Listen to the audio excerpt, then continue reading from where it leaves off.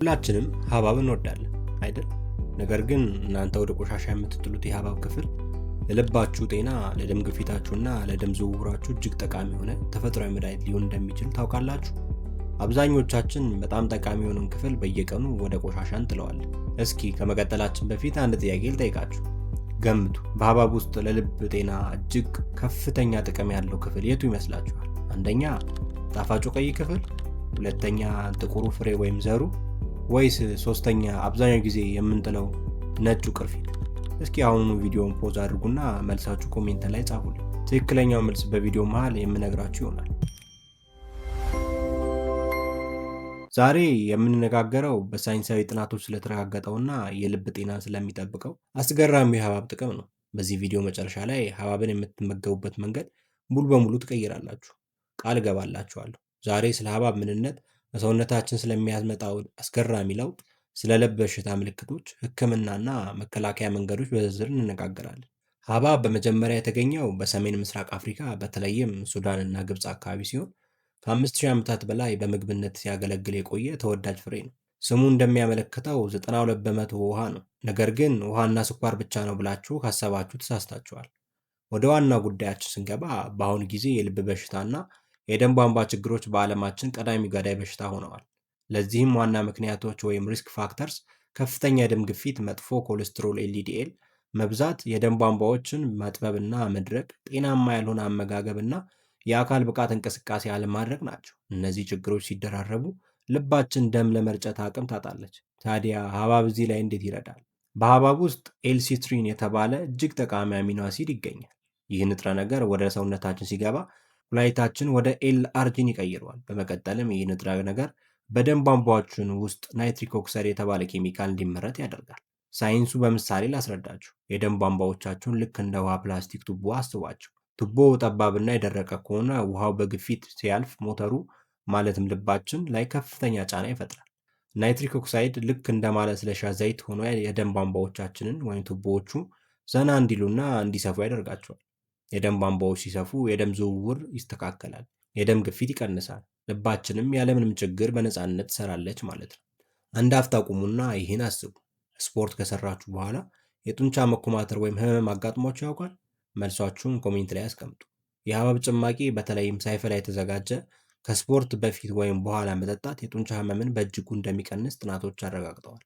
ምክንያቱም ያው ቅድም ያወራነው ኤልሲትሪሊን የደም ዝውውርን ስለሚጨምር ለጡንቻዎቻችን በቂ ኦክስጅን እንዲደርስ ያደርጋል። የልብና የደም ቧንቧ ችግሮች ዝምተኛ ገዳይ በመባል ይታወቃሉ። ቀደምት ምልክቶች ወይም እርሊ ሳይን ምንድን ናቸው? ቶሎ ቶሎ መድከም፣ ትንፋሽ ማጠር፣ የእጅ እግር ማበጥ እና የደረት አካባቢ ህመም ናቸው። እነዚህ ምልክቶች ከታዩባችሁ ወዲያውኑ ወደ ሐኪም በመሄድ ትክክለኛ ምርመራ ወይም ዲያግኖሲስ እና ሕክምና ማግኘት አለባችሁ። የቅርብ ጊዜ ሳይንሳዊ ጥናቶች ምን ይላሉ? በሃርቫርድ ዩኒቨርሲቲ የወጣ መረጃ እንደሚያሳየው በሀብሀብ ውስጥ የሚገኘው ሌላው ንጥረ ነገር ላይኮፒን መጥፎ ኮሌስትሮልን በመቀነስ የደም ቧንቧዎቻችንን ጤና ይጠብቃል። አስገራሚው ነገር ሀብሀብ ከቲማቲም በ40% ብልጫ ያለው ላይኮፒን በውስጡ ይዟል። በጆርናል ኦፍ ኒውትሪሽን ላይ የታተመ አንድ ታዋቂ ጥናት እንዳረጋገጠው ከልክ ያለፈ ውፍረትና ከፍተኛ የደም ግፊት ያለባቸው ሰዎች የሀብሀብ ኤልሲትሪሊን ለ6 ሳምንት ሲወስዱ የደም ቧንቧ መድረቅ እና የደም ግፊታቸው በከፍተኛ ሁኔታ ቀንሶ ታይቷል። ሌላው ጥናትም ደግሞ የሀብሀብ ጭማቂ መጠጣት ከምግብ በኋላ የሚከሰትን ድንገተኛ የስኳር መጠን መጨመር ወይም ሹጋር ስፓይክ በመባል የሚታወቀውን በደም ቧንቧዎች ላይ የሚደርሰውን ጉዳት እንደሚከላከል አሳይቷል። በህብረተሰባችን ውስጥ ስለ ሀብሀብ ብዙ የተሳሳቱ አመለካከቶች አሉ። እስኪ 5 ዋና ዋናዎቹን እናያለን። አንደኛ፣ ሀብሀብ ስኳርና ውሃ ብቻ ነው፣ ምንም ጠቃሚ ንጥረ ነገር የለውም። እውነታው ይህ ትልቅ ስህተት ነው።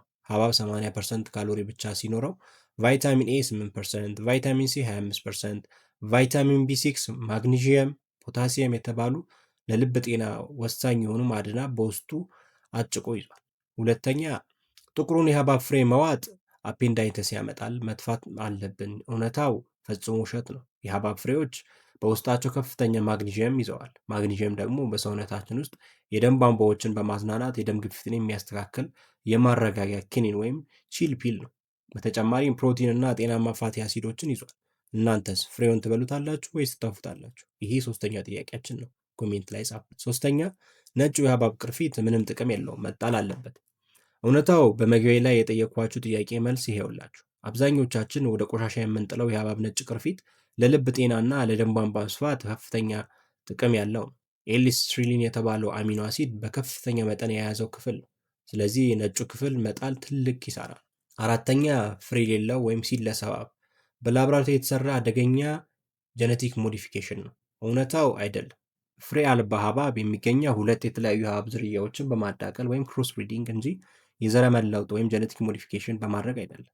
ልክ ፈረስና አህያ ተዳቅለው በቅሎ እንደምትገኘው ማለት ነው።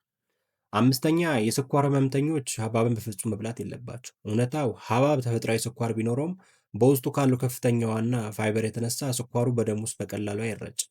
የስኳር ህመምተኞች ዋና ጠላታቸው ፋብሪካ ውስጥ የተቀነባበሩ ስኳሮችና ካርቦሃይድሬቶች ናቸው። በእርግጥ መጠኑ መቆጣጠርና ሐኪምን ማማከር ያስፈልጋል፣ ነገር ግን ሙሉ በሙሉ መከላከል አያስፈልገውም። እንግዲያው ይህን ሁሉ አስደናቂ ጥቅም ለማግኘት ምን ማድረግ አለብን? የልብ ጤናችንንስ እንዴት እንጠብቅ? አንደኛ አመጋገብ ወይም ዳይት። ሐብሐብ ስትበሉ ቀዩን ጣፋጭ ክፍል ብቻ ሳይሆን ወደ ነጩ ቅርፊት የተጠጋውን ክፍል ጭምር ብሉት፣ ወይ ደግሞ ቀዩን ክፍል ከነጩ ቅርፊትና ከጥቁሩ ፍሬ ጋር በአንድ ላይ በብሌንደር ፈጭታችሁ ጤናማ የስሙዚ ጭማቂ በማዘጋጀት ጠጡ። አራተኛ ጥያቄ፣ ዛሬውኑ ይህንን ሞክራችሁ ለውጡን ለማየት ዝግጁ ናችሁ? ሁለተኛ ውሃ መጠጣት ወይም ሃይድሬሽን። ልባችን ጤናማ ሆኖ ደም ለመርጨት በቂ ውሃ ያስፈልጋታል። ከሐብሐብ በተጨማሪ በቀን በቂ ውሃ መጠጣታችሁን አረጋግጡ። ሶስተኛ የአካል ብቃት እንቅስቃሴ። በሳምንት ቢያንስ ለ150 ደቂቃዎች ፈጠን ያለ የእግር ጉዞ ወይም ስፖርት መስራት የልባችሁን ሞተር ያጠናክረዋል። ከስፖርት በኋላ ደግሞ ያንን ያዘጋጀነውን የሐብሐብ ጭማቂ ጠጡ። የጡንቻ ህመማችሁ ወዲያው ይለቃል። አራተኛ እንቅልፍና የጭንቀት አስተዳደር ስሊፕ ኤንድ ስትሬስ ማኔጅመንት። ጭንቀት የደም ቧንቧዎችን ያጠባል፣ ግፊትን ይጨምራል። በቂ እንቅልፍ ከ7 እስከ 8 ሰዓት ተኙ። ራሳችሁን ዘና የሚያደርጉ ነገሮችን አድርጉ። ማግኒዚየም በሐብሐብ ፍሬ ውስጥ ያለው እዚህ ላይ ትልቅ ሚና ይጫወታል። ለማጠቃለል ያህል ዛሬ የተማርናቸው ዋና ዋና ነጥቦች ምንድን ናቸው? ሐብሐብ ለልብ ጤና እጅግ ጠቃሚ የሆነ ምግብ ነው። የደም ቧንቧዎችን በማስፋት የደም ግፊትን የሚቀንሰው ኤልሲስትሪን እና መጥፎ ኮሌስትሮል የሚዋጋውን ላይኮፒን በውስጡ ይገኛል። በህይወታችሁ ልታስወግዱት የሚገባው ትልቁ ስህተት ነጩን የሐብሐብ ቅርፊት እና ፍሬውን ወደ ቆሻሻ መጣል። በጣም አስፈላጊው ዛሬ መልእክት፣ ተፈጥሮ እጅግ ድንቅ የሆነ መድኃኒት በምግባችን ውስጥ ትደብቃለች። ምግባችሁ መድኃኒታችሁ ይሁን እንደሚባለው ጤናማ የአኗኗር ዘይቤ በመምረጥ ልባችሁን ጠብቁ። አምስተኛ ጥያቄ፣ ከዛሬ ቪዲዮ በጣም ያስገረማችሁ አዲስ እውነት የትኛው ነው? እባካችሁ ከታች ኮሜንት ላይ ጻፉልኝ፣ አሁኑኑ አነበዋለሁ። ይህ ቪዲዮ ጠቃሚ ሆኖ ካገኛችሁት ቪዲዮውን ላይክ ማድረጋችሁን አትርሱ። ለቤተሰባችሁ፣ ለጓደኞቻችሁ፣ በተለይም የደም ግፊት ወይም የልብ ችግር ላለባቸው ወዳጆቻችሁ ይህን ሼር አድርጉ። ይህን ሼር በማድረግ ጤናቸውን ታደጉ። ወደፊትም እንደዚህ ያሉ ሳይንሳዊና አስተማሪ የጤና መረጃዎች ቶሎ ቶሎ እንዲደርሳችሁ ቻናላችንን ሰብስክራይብ በማድረግ የደወል ምልክቱን ይጫኑ። ስለተከታተላችሁኝ ከልብ አመሰግናለሁ። ጤናማና ደስተኛ ሳምንት ይሁንላችሁ። ቸር ያሰንብት።